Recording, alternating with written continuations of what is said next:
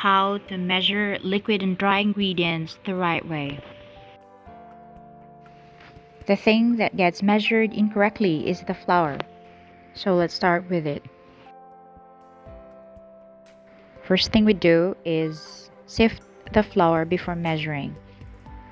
That's to remove lumps and dirt in it.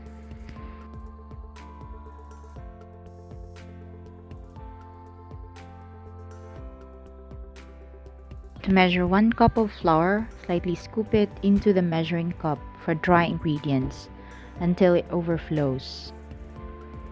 Don't shove your measuring cup right into the flour because it compacts it and you could get an excess or extra.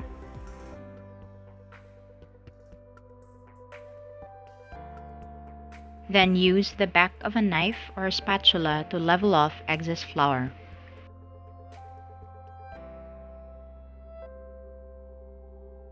Next is the white sugar.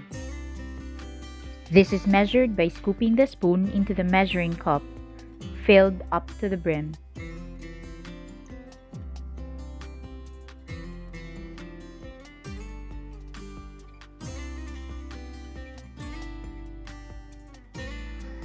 Then level off.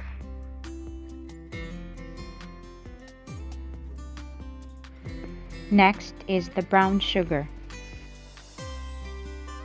To measure the brown sugar, first thing we do is check if the sugar is lumpy before measuring. Roll out the lumps and remove the dirt. Next, scoop it right into the cup or scoop the spoon into the measuring cup. Press down the sugar to the bottom of the cup using the back of the spoon. Then level off using a spatula. And the test of whether or not you did it right is when you invert the cup onto a plate, it holds its form.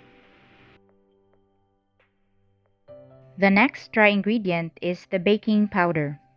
You can dip directly the measuring spoon into the powder, then lightly scoop out of the container. Use a spatula to level it off.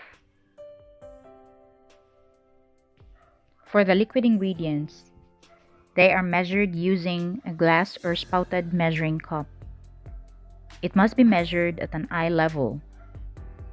To measure a liquid ingredient properly, place the measuring cup on a flat surface and pour the liquid into the cup until it reaches the desired measurement.